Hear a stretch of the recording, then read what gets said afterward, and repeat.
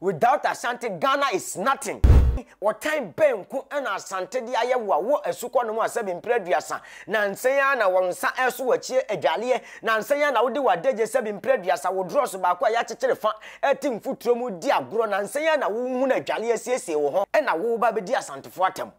ne si den na esuko no ma Akwaaba Akwaaba ya wo wote wo no ma wani abre wo ho wo su ho a wo di asantefo atem e ba wo papa no hu ma mense ne pe. Without Asante, the Gap people are nothing. Fase utri mame.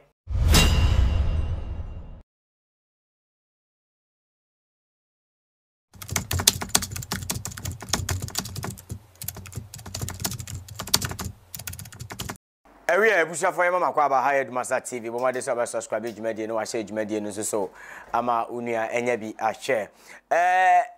ADUMASA TV, your Facebook, YouTube, and TikTok. ADUMASA TV, YouTube no ADUMASA TV, Facebook ADUMASA online, and TikTok as so ADUMASA TV. A man social trend ne 7 previous or magana muni we asimu semana ye bon ho dewro titiru pa ne amamre and ADUMASA TV ya ne yetai ejina so. Midin e de Adriana de hie bedi akọ. Me na me ba bedi dwumade nyina achia me. Na ensama ye da pono so e ba be bobo ho ye Kotoka International Airport.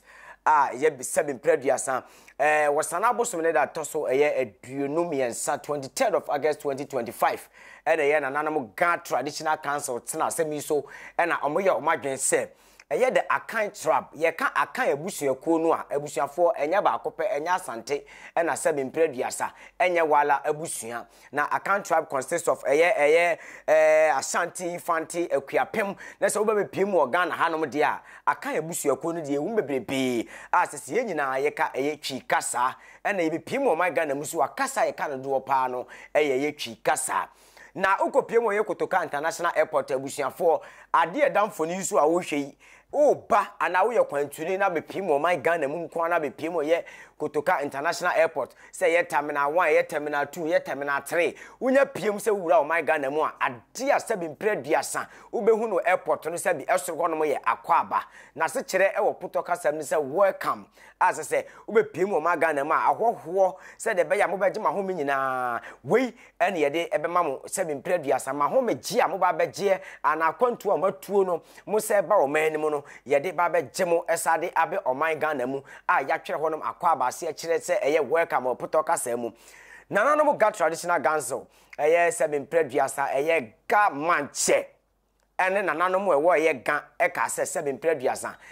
akanfo ye ne yasisi wo mo san se ye bibia akuapem ka Akwaaba Asante ka Akwaaba mfante so 7 previasa to da ye ka Akwaaba kakra ne aka yiko ye nananom so wo nkranfo no so ka yiko bi wo so maka Akwaaba ni nyina ye kasa 7 previasa kasa ye kan dodo wo Ghana mu na we ba beto ho no na mam mofre bi ni mabunu bi afa saa nsemi ho no de 7 preduasa Asante animu ya ye fom ene sen ebinum nam na ekeka se Asante agi o Ghana boso Asante o Ghana ye dadwene Asante o Ghana ye haw na te saa na obi bisa comment section ho no na de wadwen kire afa ho no Asante o Ghana e haw na gamanche nkranfo omohene Obaake ka asem se Akwaaba nke wo Kotoka International Airport anase se si ade nkranfo omukasa no so se de be ya mofra ne mabuna esu ade wo ye 7 preduasa Ghana Traditional Area Accra ne mpatam de enkomo behwe no masusu no ma ti aginam na ye mmara na ye wonhye se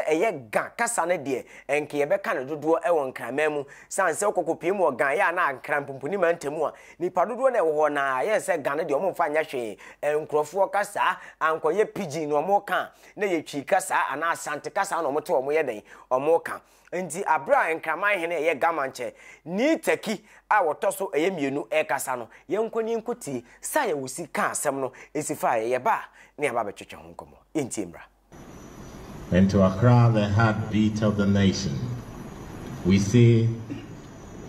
Woke Bo Obaake. So instead of saying Akwaaba, we are saying Obaake. Can you say that? Obaake.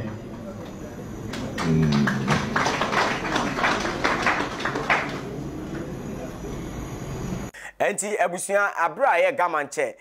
seven previous and crying uko piem o mo hene kese pa ono so ho no ma se de nyina anim na afi atwam afi mpenu aduonu nan no kotoko hene di 74th years seven previous anniversary na woda odi mfie aduoson enan no papa yi ba be piem wo hanom ene Asante for seven previous yewura na se tu kotoko hene ebo ne di ane apagya yemu e wa akonya bi eteso no e ba be wenye na wotwe baako e ba be di na woda sagranti wo seven previous the return of seven previous 100 years anniversary return of Prempe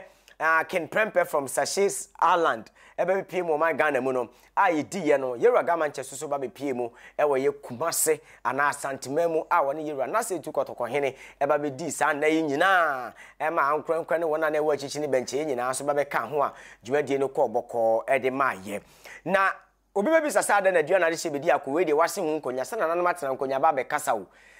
abre bia sabi mpreduasa Asante ho be bon wo bibi mu bia no ye de Asante ba mesi abe fontentan so ne ya horo ne ye de nanim aye fam na no na meme kwaku bedi akoma mete a na me nsunu mu miti ne matiko nyina tutu me sabi mpreduasa na me pese me ba be ka bibi eden e de fa ho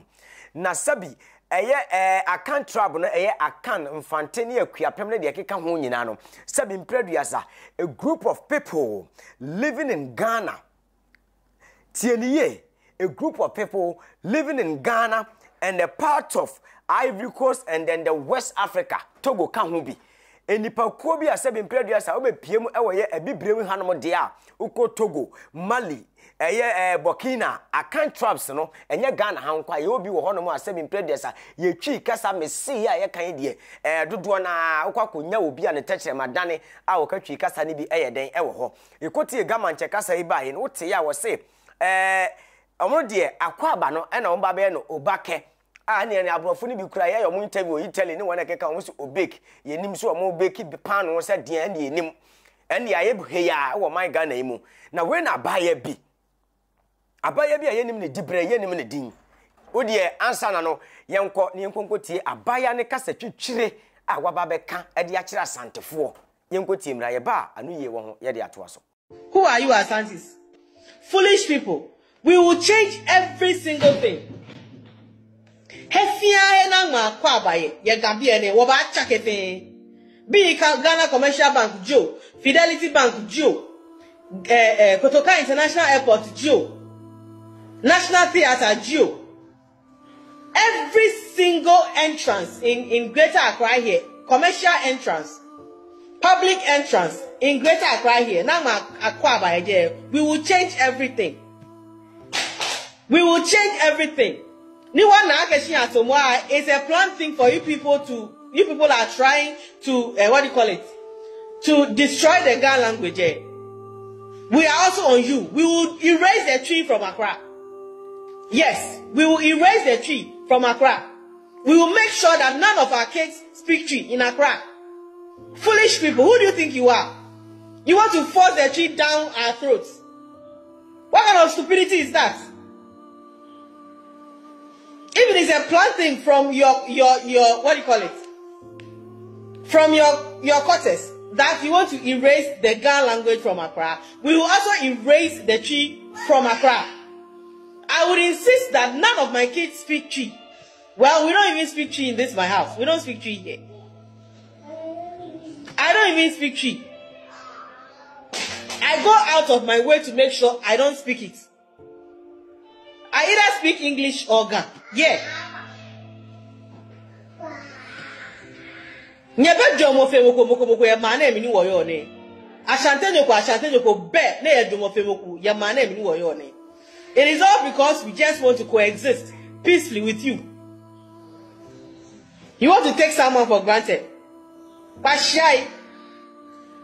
Ego ka actually if you ask nigga. No luno ba jomo ko ona phone ka mo nye no nu da fi o ba we bulu. O ba we kwashia we mo. We will erase the tree from Accra here. We don't care if the tree is spoken in the northern region or in the Volta region. We don't give a damn. Yeah. We don't give a damn. Our goal is to get rid of it from Accra here. Yeah, we will do it. We will insist that our children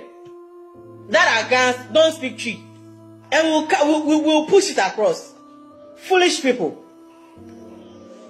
Ebusua abaya we na mepese me no mienu ne yeba betie ne ba ne yeba beyi na no se be mpedi asa sanse nyansa ni ba akofo tirim aboa bi wo se efre ne Sudan da so no ote wono mo aka ne kon ato ne tirim se ne oda ho wono wonfa bibia ho asase we su sa na abaya yi awokasa asese yi no waye nanka eyede ade otan benko ena di ade na Asante mpo aye wo man Ghana wo mutim ana ade bone na Asante ye se wono so betam ne man de akobbo enkofukuo bi ho na o maye makope se o man baako bone Asante ye ne sen se wono no betena ho na wo de ne ho wonhye wo bia ase na afedi wo tena ho ane ya ba besere no se mesere wo bra be kan ye ho ye nyina ye abusua baako ne ye o man baako na Asante fa ne tam ne ntoma na wo de ko kyekere enkofukuo bi so ntoma no ma mu nyina ye baako bone Asante ye no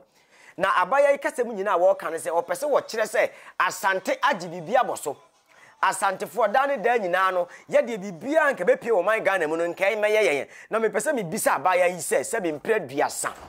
ade e wodi na ye bo de wodi na ye to na de wodi so na di kwadwa so hye no so asase we so Asante fo nyi bibia mo so wo man Ghana mu hye no so Asante fo ka Asante kasa ye ka twi kasa na be pie mo man Ghana mu akasa nipa dodo na aka ye twi kasa Asante fo ne kasa ne pa yi ba bia be ko man Ghana mu bia se obekọ akuapem mfante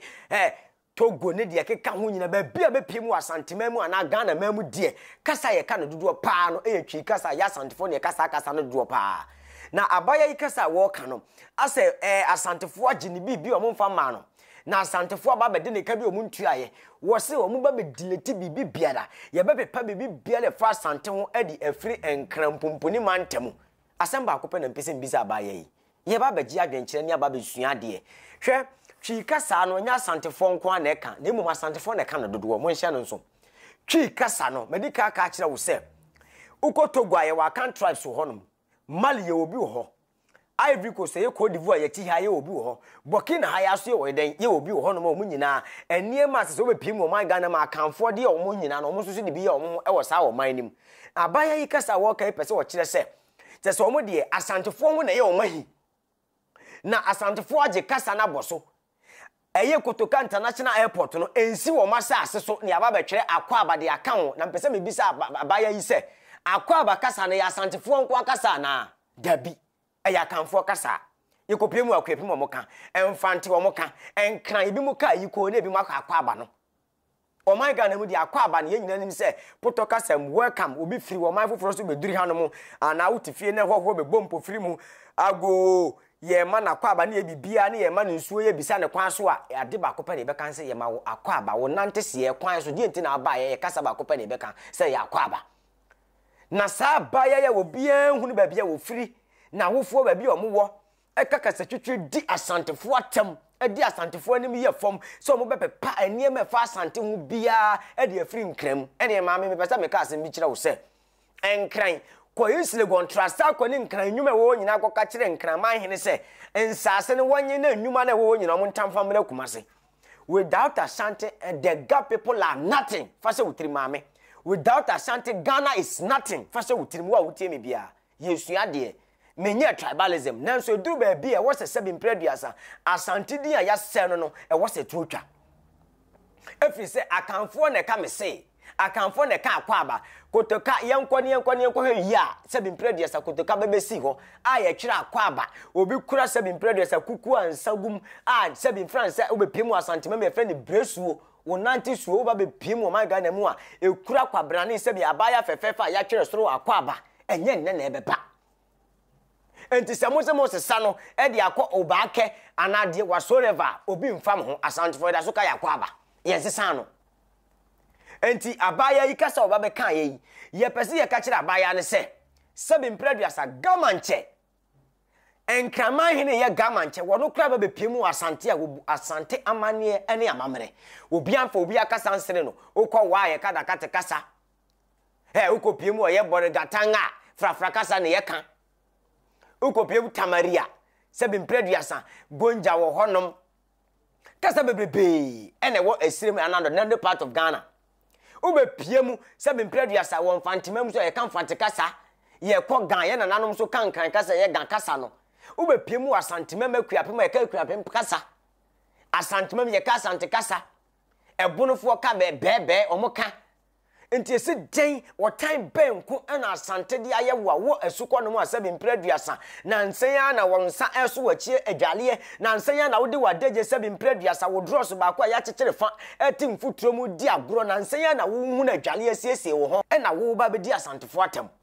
ye wone ma bi wo no ekoso wo Ghana empanifo hwe no mo mpe anopu masibere na mo sa asantefo hye asese wo mu do mo hu gimu a ne aba betena befo ntenta so ya beka sa asantefo tribalism e wo se tuotwa yes yo no IGP ni asem panifo aka bi ewom President of the Republic of Ghana His Excellency John Dramani Mahama oso wuti obi sane ma we nyina hyehye ase a abre bia no asa Asante ne yayi na si wado ye na totan kruwa mu ene ye namnim ne ye se no daben ene to obetwa na daben so na Asantefo so ye o madwen so o mu so so a mu be jai o mu dinbo na si den na su kono ma Akwaaba ya wo wote wono ma wani abre wo ho wo su ho a wo di Asantefo atami e ba wo papa no hu ma amense ne pe kotoka besi kono ma Akwaaba ya twire gu ho na sabe mprediasa na do ho anwan mo na keka ho nyina ne wo ma ya metena konya so kora nkoye na enkrama hine ne wo so wono be sesa Akwaaba na ne Obaake no na wono kora wodim so ba be di ade enti ye be sere wei ehya ase afiri enkrani be ma bi ono na sabe mprediasa wo be tam Asante si ho no ma ne wo ya Asante and now ebunofo na start here and now enkraifo so start sa ne ma no ne ye pese ye ka kire mo se enkraifo mo sabe mprediasa ye nimu ni ohaw ye nimu ankoda ube piemu Asante abakosem ntokwa wo man wo ko ahodu Asante akonyina enkran ye nimu anko ye nimu te sabe mprediasa honam ne ntoma ye nimu kwa hwe a ye nche enti mo mmofra mo mabu no mo asisu won kran wo no mo matam Asante de atotan kuruwa mu a sabi nananom bi e wo bunu ne sabi bunu adwene ne bi wura wo mutirim the so-called Bruno champion association adwene bi wo mutirim wo mo ayo madwiso metam Asante de asi wonom aya wo Asante no sabi mprediasa omo matontwa na Akwaaba nye na Akwaaba beba wo a wo se wo ye nkrani no kasa ben na wo kan wote wo ka brofo kasa nye wani wu wo abaya wo se wo ye nkrani no enkenim se nka wo ba be di Asantefo atem na nka wadi no kasa em esanse wo bia nte wo kasa na wo kasa na enko ba bia nti no sebi brofo kasa na wo kan na wi odi twi ye de etaato enti ya ma no ntokape ya ma no wo kon se de be ya sebi mprediasa enam mabu na ba fa omo so si social media na edi na nanom ahemfo atem wo be piemu wa Ghana na asase we so na wiase a ahemfo mo na gina na Nyankopon obo soro bo aduma woduma nkoma Nyankopon a wo bo soro bo asase twedi ampon omo na gina omo ntam ana omo gina omo na mu asase we so nti sa na me na to ntwa yemfa buo ni ani die ma na nanom da ben na sa na ma we to betwa won so obi afa Peter edi na tamda obi afa Paul edi na tamda obi afa Jesus yawo no di na tamda de bia yenkwa ye village na sabe mprediasa ye da nanom gya ho no eno na ntitimu wom ya ade na eba be wura sa village nim abushafo wadwe nkyere nyare befa comment section ne wakere wadwe wo kasa no ma ho ate abaya ne sabe mprediasa mpanifo mpeno na omuntunofo enye sa na tokoso na toaso a yenso so ye beba ne ababa be kire mu ase baby a sabe mprediasa ewo se mugina ne baby ewo se yedi mugu saba ye wadi kan ye binyo no nko a brante ba ko so ba be ye ne dia 7 mprediasa ye ba be yi na no ma ne hu ba bia wo so wogina na Obaake o Akwaaba ni nyina ye o man Ghana no e na ye den ye wo mu medin de adua na de hye be dia ko wadwe kyenya be fa comment section YouTube ye ADUMASA TV Facebook ye ADUMASA online TikTok enso so ADUMASA TV o pese odi djuma bia yi ayefro wedding na wo ye na pese ADUMASA media ye ba be bo hu dawuro ye ba be take bia pictures na pese wutwa video na pese ye na de to pen drive so that's what ye semi mprediasa nkai dumu a ye beba ni nyina aba be ye ede ama wo friend number 0592071560 ye beba ni aba be je so bibi kuma bi na wo de beto semi mprediasa ayoa mu picture na wo twa bibi biara wo ya a efa camera nsensem de bra ya so ye ewo semi mprediasa wo force kokoben ahemfie ADUMASA Palace ADUMASA TV be je so ni ye ne wo edi nsanwo so djuma bi a wo pese udie akwose koto ene hye ye ntare eye oyirika heba bites ona si manim yi wono ane piepie etiko eme ye de bre wo frɛ number kro na ba bia wo bia utunu du so pu pe ne ba kwa no nom de ahye fridge madwetwa bi abofra wo ni mfie du nwotwe wadaroma onka ho onum bia enye yie wo a wo fa afuo se ye bosome ba kwa na wotwe ba ko onum bia enye yie na wahye no so ede amaye bidi de riade de hye bedi akon we ne beda apono so ane pese ye ne mo ba be bobo hu eye kotoka international airport Obaake eye Akwaaba ya tro ne free tete a ene yesi sano ede akọ Obaake no ene ne ye ba ya be bobo hu no pomoden so be follow no subscribe dwumadie no share dwumadie no so ama amanfo enya bi ahwe ADUMASA TV yeguso aye somo wa amamre amane ene Ghana mu nsem ne wiase mu nsem ebesisi nyina aha ene yedemo AC yakramo